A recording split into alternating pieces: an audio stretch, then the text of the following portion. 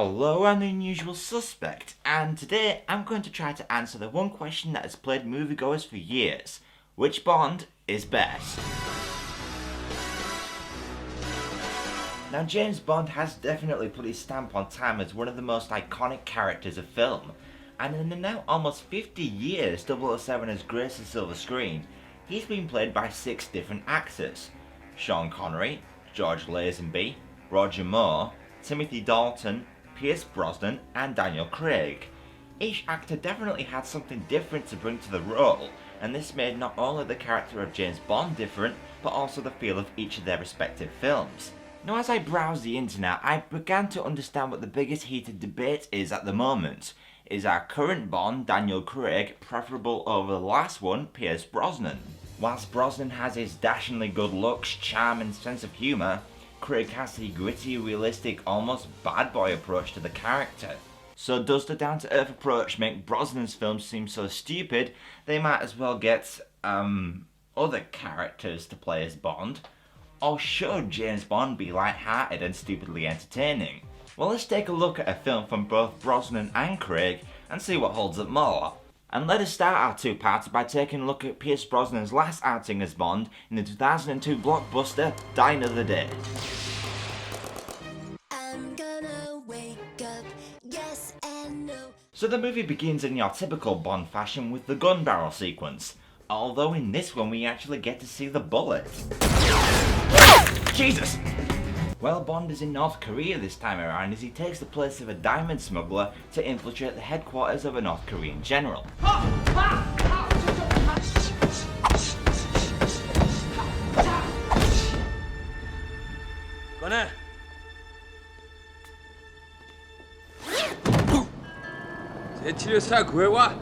Ah yes, the North Korean equivalent of an anger therapist. A human body bag. All yours for only $99 an hour. No refunds. Show me the diamonds. Show me the weapons.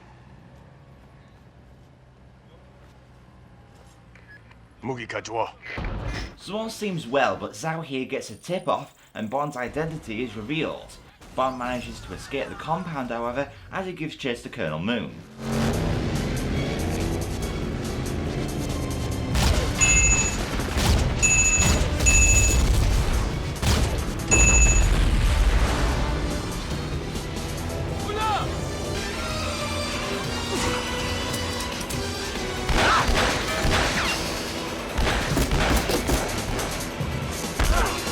Note to self, when shooting at somebody holding a bulletproof vest, aim for the bulletproof vest. Why? Because Bond villains have an average IQ of 2. So Moon flies off a cliff and snuffs it, as his father, played by Kenneth Sang, who is in fact Chinese, not Korean, well anyway, his convoy appears out of absolutely nowhere as they catch up to Bond.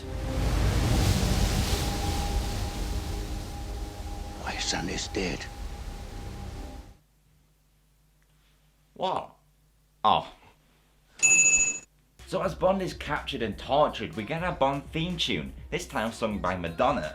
And I'll be honest, I'm not really a big fan of it.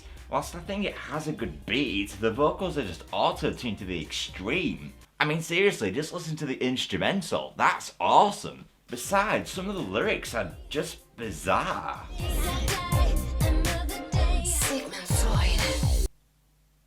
What? Sigmund Freud? What else we saying names of neurologists about? Hell, why not just throw in random names whilst you're at it? H from Steps. I mean, it makes just as much bloody sense. Point taken. So 14 months pass, and for someone who's been tortured for that amount of time, he seems to have everything in check. Let's just say if General Moon tortured Bond in the same way Le Chiffre does in the next movie, Bond probably would have spilled the beans by now.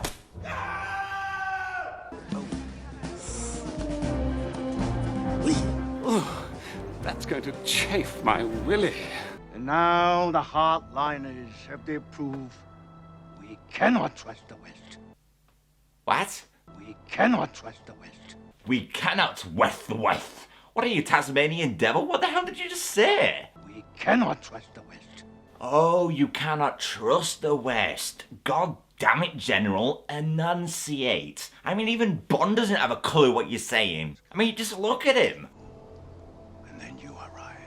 Duh. So it turns out that Bond is being traded for Zhao as Mr. Blonde, of all people, brings him in.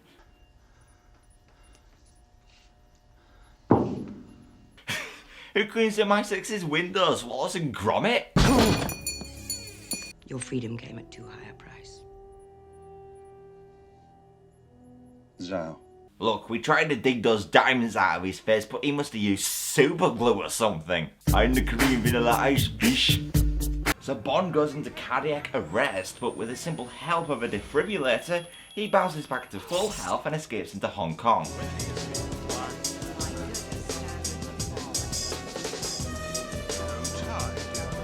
Wait, go back. Really? That's your response to the half-naked wet man walking down the hall, no tie? Yeah, thank you. Ladies and gentlemen. No tie, you suck! You should hang yourself, you should retire. Mr. Bond, so good to see you. It's been a long time.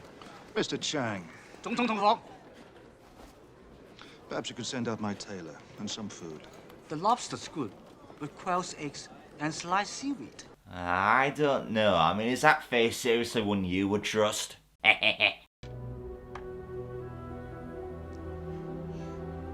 am Peaceful Fountains of Desire. Not to be confused with my brother, Aggressive Pile of Shit. I come with compliments of the manager. I'm sure you do. I'm not that kind of masseuse. I'm not that kind of customer.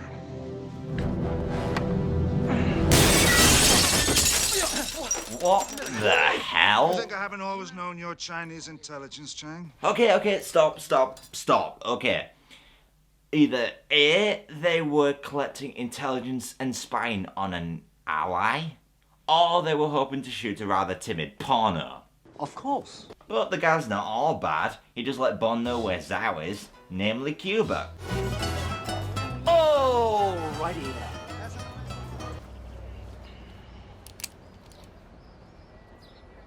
Move it out, Pierce Brosnan.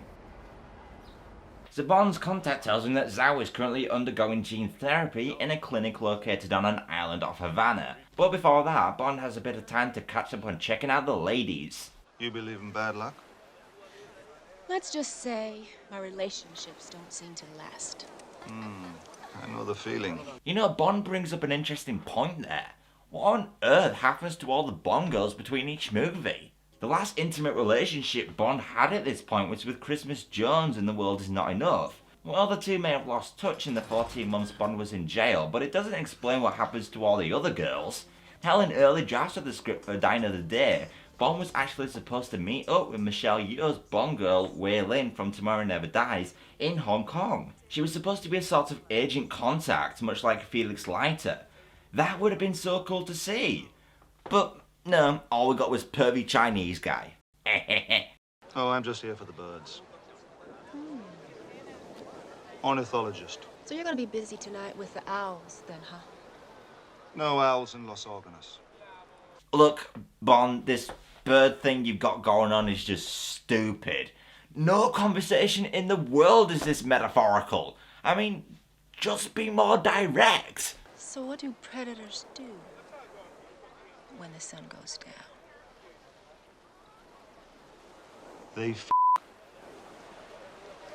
like there's no tomorrow. There we go. But Bond wakes up and Jinx is gone, so Bond follows her to an island where Zhao is located. First, we kill off your bone marrow. Wipe the DNA slate clean. Phase 2. Introduction of new DNA harvested from healthy donors. Orphans, runaways, people that won't be missed.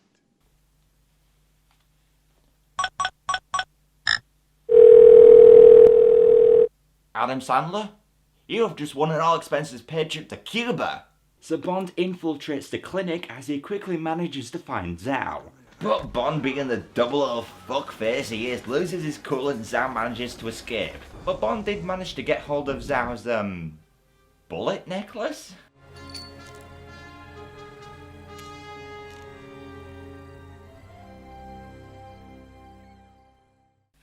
Why did Zhao have diamonds on him? What, did he dig the diamond encrusted look on his face so much he wanted them implanted, elsewhere? Guess that would bring new meaning into the phrase family jewels. You were supposed to throw away the key, not leave the door wide open. Are you implying I had a hand in his escape, Mr. Falco? How the hell did I... Charles put you up to this, didn't he? It is what he's trained to do. He did what he's trained to do. Look, I can get my own back, you know.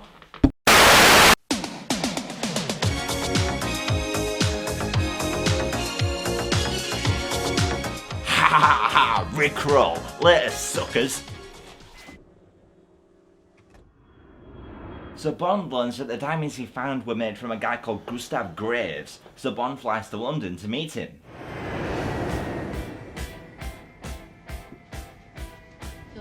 Whoa, whoa, whoa, lady, get your behind out of this woman's face. This is first class, not first ass. Verity? James Bond. Your lesson? I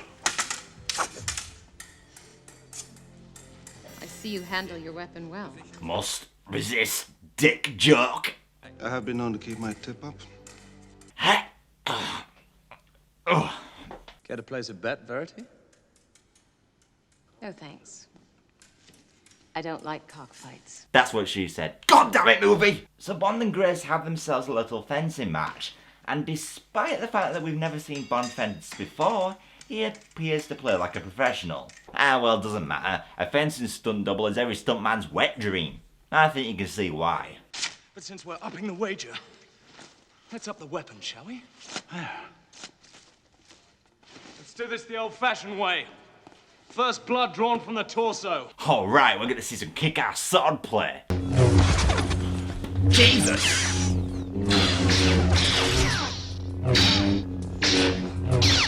Okay, that doesn't happen. But let's be honest here, if any Bond was going to be a Jedi Knight, I think Pierce would probably be your best bet. I don't think Roger Moore would have cut it.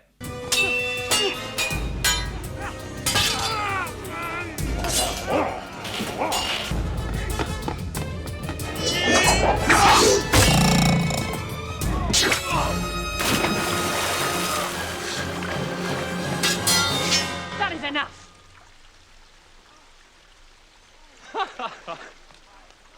It's just a little sport, Miranda. Yeah, I wouldn't trust anything this guy says when he just pulled this face. I mean, add some red eyes, maybe some sharp teeth, and I have just shit myself. So after Bond wins the duel, M calls Bond back as they discuss what Graves is up to. Wait a minute, let's go back a second. Okay, there are 4 diamonds here, and now there are 5. All from Gustav Graves' mine. I mean, Bond can't have won another one. The wager he had with Graves was settled by check. And if Bond wasn't God's gift to women already, he now has the power to duplicate diamonds. I've got the hots for him.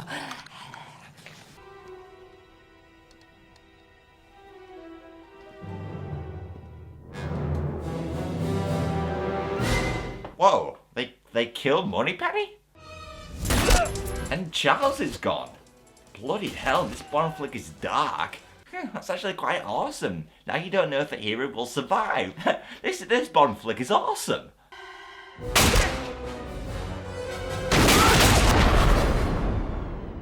You might mention it in 007, but a perfect marksman isn't really supposed to shoot his own boss. Check the replay. You'll find he's dead, and she's only got a flesh wound. Okay. No movie. Just, no, you can't do that.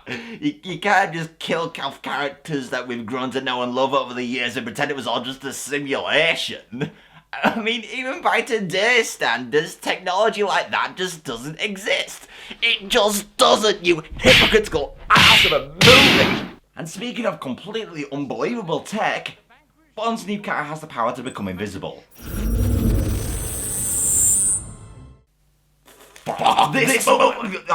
Okay. Calm down. I mean, it's a movie. It's not real. I mean, it's not like they have actual working lasers in this or something. Excuse me.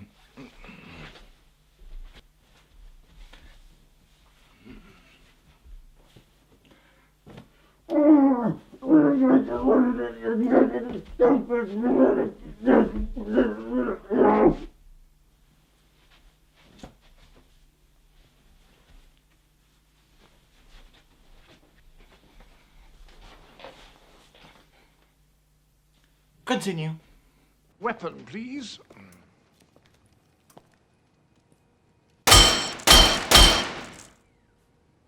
One pane, unbreakable glass, one standard issue ring finger. A ring finger. It's a little redundant, isn't it? What? Shut up! I mean, that's like saying this is a hat head or a glove hand or a condom. Silence! Oh, sorry. Twist so. Voila. Ultra high frequency single digit sonic agitator unit. Oh, goody, I've always wanted an ultra high frequency single digit solid agitator unit. That would just come in so bloody handy. Before you leave on your mission for Iceland, tell me what you know of James Bond. With great respect, a man like him could blow my cover. Oh, thank God. So yeah, Graves' publicist Miranda is actually an MI6 agent, and as she goes on about how much of a jerk Bond is, when it's so clearly obvious they're gonna do it eventually anyway, Bond arrives in Iceland.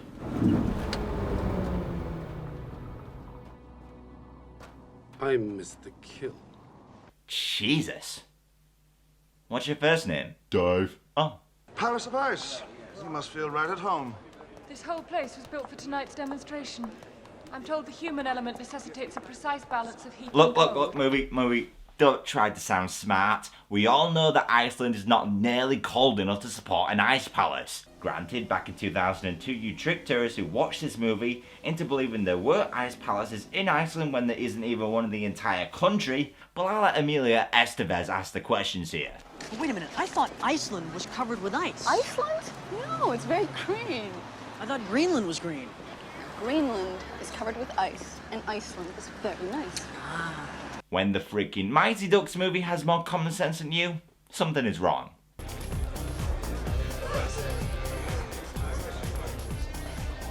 Mojito? Okay, apparently Bond is so much of an alcoholic now he's giving the names of all girls he meets the names of cocktails. I mean, thank God the cocktail he was drinking had a name. Oh hey, 3 measures of Gordon's, 1 of vodka, half a measure of quinoa, shake it very well till ice cold with a large thin slice of lemon peel. James. How you been? Well, the demonstration's about to begin in 5 minutes, so shall we? Man, this movie likes to use the phrase, shall we, a lot. Shall we? Shall we? Shall we? Shall we? Shall we? Jeez, shall we fire the scriptwriter? Yes, sir. So we see Zhao pay a visit to the palace as it turns out that Graves is actually Colonel Moon. You are still feeling the side effects? The insomnia is permanent for me. An hour on the dream machine keeps me sane. So let me get this straight. A North Korean general, through the aid of a Cuban doctor, underwent gene therapy to make him look like a white British guy. If that's not the greatest setup for a Bond villain ever, I don't know what is. Here's the self-defense mechanism.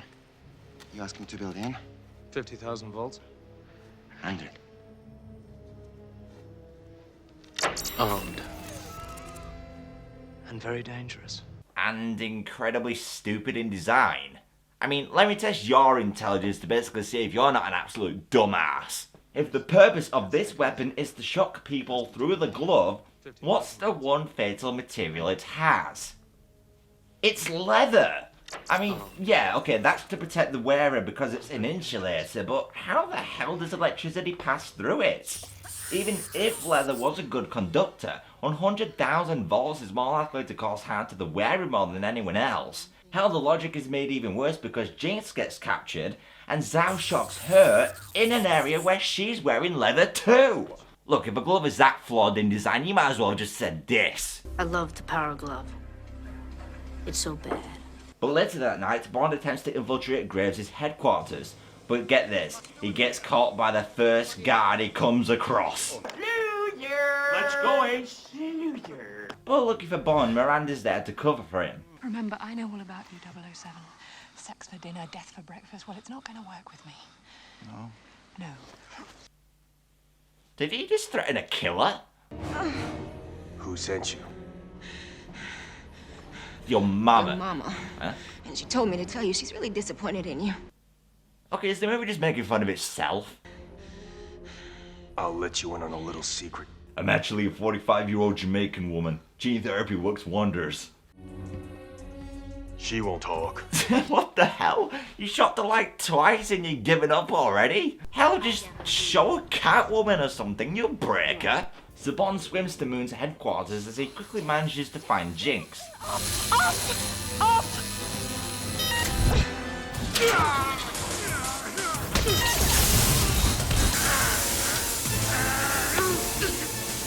Okay, is he attacking Bond with his hair comb? I mean, seriously, how deadly can a comb be?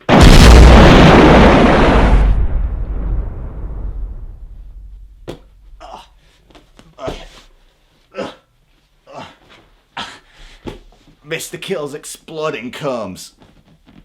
While stocks last.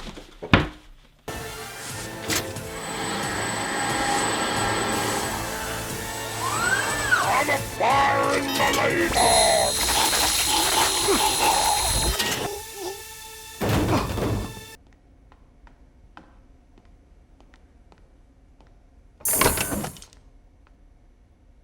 So you live to die another day. Yeah, there it is! There it is! Colonel. At last. I was beginning to think you'd never guess. Was it painful? The gene therapy. What did he think he meant? Was it painful? Well, it was the first time I'd ever taken it up the... Oh, you mean gene therapy? Oh! By the way, did you find out who betrayed you in North Korea? Only a matter of time. You never thought of looking inside your own organization?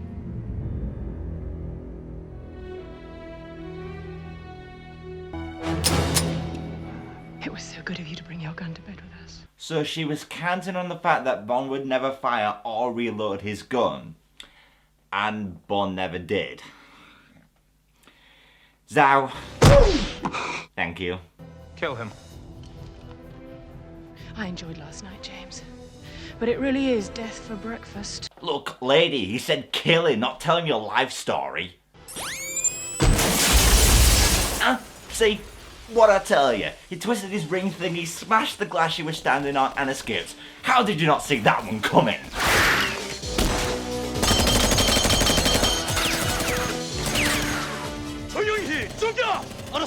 Well, get this. Graves' satellite actually has the ability to harness the power of the sun. And in a chase scene that defies all logic, he uses it to concentrate a light beam on Bond, and the villains think they've killed him. Ooh! Yeah, nice moves. Just like Bond. You use just as many stunt doubles as he does. I mean, look at this next scene. Pierce Brosnan actually needed a stunt double just to ride a snowmobile.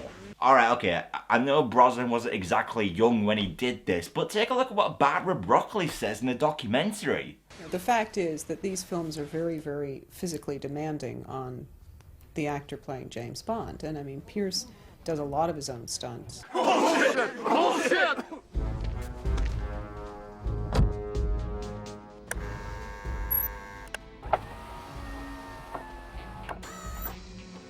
Oh, hey Bond, you might want to take the Aston Martin back to Q. He forgot the cup holder. Oh, Bond, snowmobile at 6 o'clock.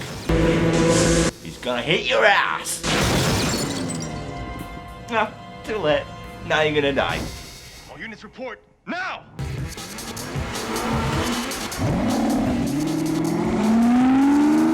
Just keep your invisibility on. I mean, it's not like thermal imaging has become standard for all Jaguars or something. Jesus!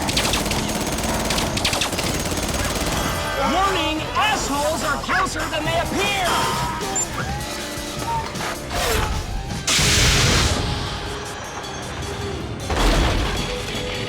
You know, as much as I hate being upside down, it was awfully nice of the scriptwriters to not blow us up. You know, like missiles do.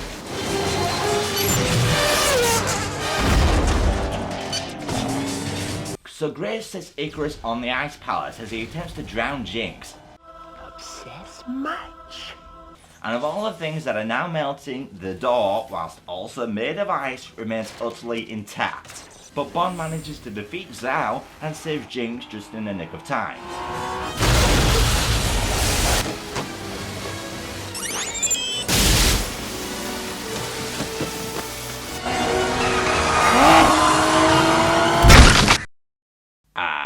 Shit. Next on the agenda, a trip back to Korea. Look, we're here in case things escalate, not to make sure that they do. No incursions into the north. The president gave me a direct order. And when did that ever stop you? Yeah. Fuck the president. I mean, it's not like he has any right to tell us what to do. But then again, this movie was made when Bush was in power, so you can't exactly blame the filmmakers for putting that line in there. Hey, boss. They launched against Icarus. Leave it on automatic. Look, this is the way to get back at the North Koreans. I'm so lonely, so lonely, so lonely inside real Rome. There's no one, just me only, sitting on my little throne. I hope nobody here is superstitious. That's one big mirror we're about to break.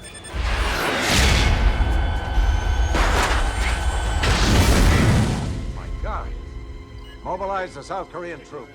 And give me the president, now. Sheesh, it's not as if we could fire 2 missiles from 2 different locations at the same time. That would require a little thing called a brain. It's in your head movie. You think with it. So yeah, we need a climax. So Bond and Jinx head into North Korea and sneak aboard Moon's plane. Why didn't they just shoot that down? Well anyway, Moon meets up with his father and attempts to reconcile with him. I don't know you. I never forgot what you taught me. In war, the victorious strategist only seeks battle after the victory has been won. And I told you it's in English despite the fact that we speak Korean.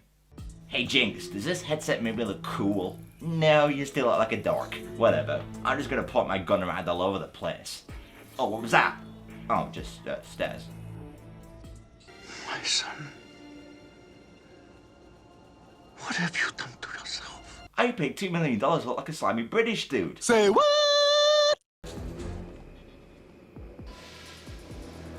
Stop, I just had a toilet flush.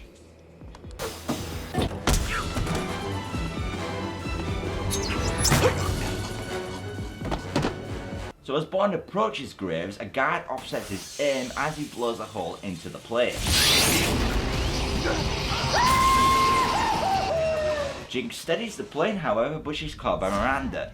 She sets it on autopilot and steers the plane into the beam of Icarus, and as Jinx gets a chance to break free, we get our final showdowns. Bond versus Graves and Jinx versus Miranda. Needless to say, the girl fight is a damn sight more entertaining.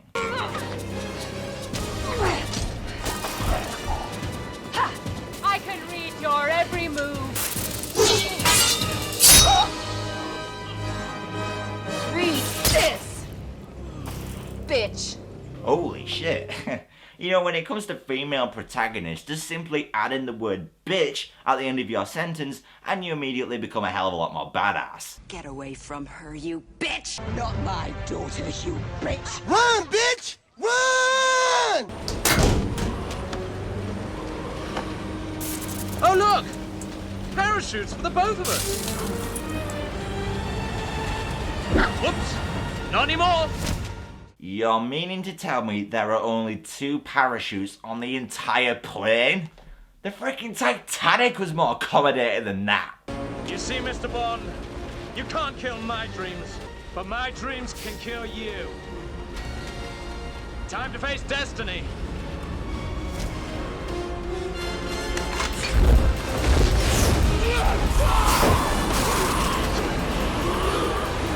Time to face gravity! No. This is what you should have said. Get off my plane.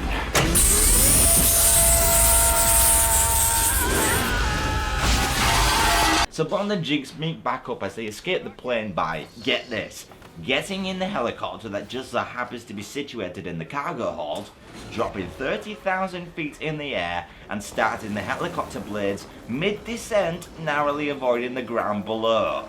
Yeah, well, my IQ just dropped 10 points. James. Money, Benny. Puke-inducing.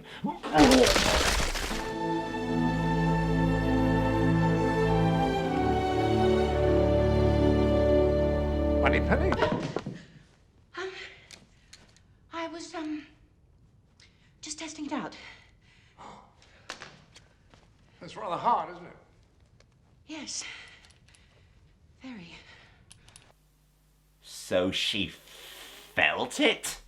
How the hell does that work? It's virtual reality. Oh, sheesh. This is where our taxes go, people. MI6 are building virtual sex simulators where horny middle-aged secretaries can live out their fantasies of ob-jobbing 007's golden gun. Whether that's true or not, it's irrelevant. Wait, don't pull it out. I'm not finished with it yet. See? It's a perfect fit. Uh-huh. Leave it in. Well, it's gotta come out sooner or later. No, leave it in, please. A few more minutes. Excuse me if I'm wrong, but aren't you supposed to, move a little when you do that? We really have to get these back. Oh, it was the diamonds in Jinx's navel. There for a moment, I thought they were referring to Bond's silenced handgun. I'm still not quite sure how good you are. Oh, so good. Especially when you're bad. And with that pig shit of a line, our credits roll. So that was Die Another Day, and as far as Bond movies go, it is pretty good. I mean, yeah, some of the scenes of this movie require you to lobotomize yourself in order to make them believable, but many argue that Bond shouldn't be realistic. If you remember, Bond has always had tech that seemed physically impossible, but then again, others argue that this movie took it a bit too far with the virtual realities and the invisible cars. But if you look beyond that, you'll find a relatively enjoyable action romp. I love scenes like the sword fight and the car chase, and I find it clever how Die Another Day has so many references to earlier Bond movies. Just to name a few, Jinx is revealed similar to how Ursula Andress was in Dr. No, and Graves using a Union Jack parachute is a reference to The Spy Who Loved Me. Trust me, this film has so many references, I could write a 10,000 word dissertation about it. So Die Another Day isn't what I would consider a classic, but it served as a great way to end Brosnan's run as 007, and I'd be lying to say if I wasn't sorry to see him go. And we didn't get another Bond movie for 4 years until November in 2006, when a complete reimagining of 007 graced movie theatres worldwide. So join me next time as I take a look at Daniel Craig's magnum opus, Casino Royale. Till next time.